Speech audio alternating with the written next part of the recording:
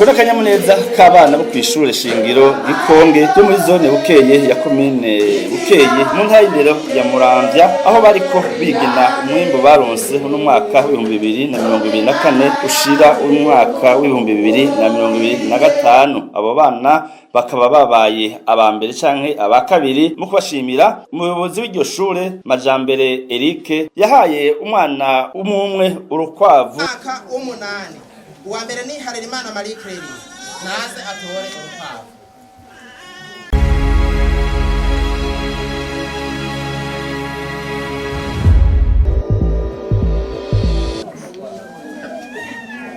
Akimana Emeline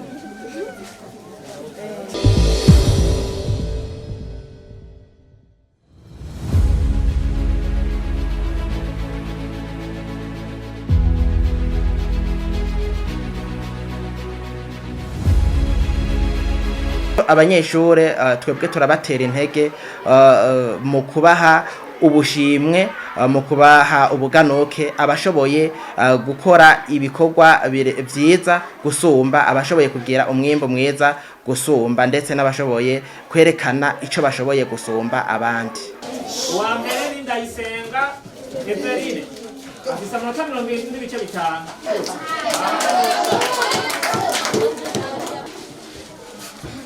Uwa kabiri ni Hakizimana Arsene afise amanota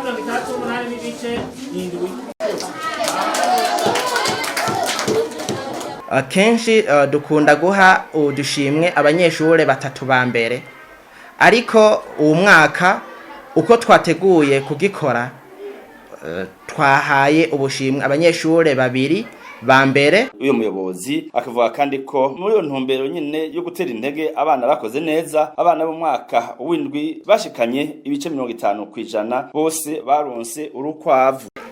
Ariko tugeze mu mwaka w'indwi twaciye duhindura ikintu gitoya, kubera twasanze abanyeshure mu w'indwi bacika intege cyane, mbere benshi bakanayoberwa.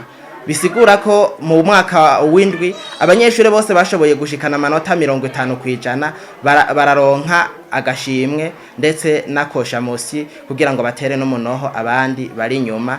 Naco gituma umwe wese rero uwo mwaka araronka urukwavu. Muri iyo ntumbero nyene, kubera yasanze mu mwaka wa gatanu n'wa gatandatu hariho ingorane zo kumenya indimi, iyo shure ryaciye rishinga imigwi yo kuzitimbataza. Nkaje maze kubona ibibazo bigenda bibana cyane mu bijanye no gutahura ururimi, ngaha anarashoboye gushirishaho crebe linguistique ifasha abanyeshure babishaka gushobora kwiga icigwa c'indimi na cyane dushimikiye ku Gifaransa, ariko n'icongereza turashiramwo gikeya, ariko haniniya ni Gifaransa. Umuyobozi Majambere Eric akavuga ko izo nkwavu zatanzwe n'imvukira y'uwo mutumba Nduwimana Tasi, akaba anamushimira agatera kamo izindi mvukira ko bomufatirako akarorero. Sinabajije umwe canke babiri, nabajije benshi, ariko muri abo benshi hariho umwe yitwa Nduwimana Tasi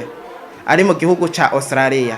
Uwo niwe yashoboye kuba arafatiye ya mbere mu kumfasha gushira mu ngiro ico cifuzo. Niteze rero yuko nabandi bari nyuma bagiye gushigikira kugira ngo noneho nimba ubu twakoze umugambi, ahubwo nitwiyumvira n'uwundi tuzoshobore kuwushira mu ngiro. Kandi numva akarimi k'abariko baranyemerera, ndumva yuko bishoboka yuko nzoronka n'abandi bazofasha mu migambi yindi ishobora kuzokurikira.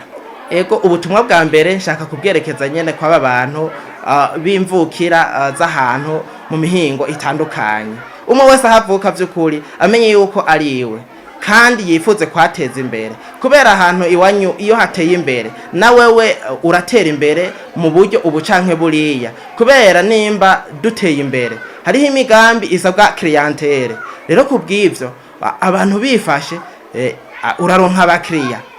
Ikindi naco, imigambi yawe uri kurayirangurira mu karere iratekana, kuko ntabaza kuyonona, ntabaza kukwiba, gutyo bica bigenda neza. Nivyo noshobora kuvuga muri rusange.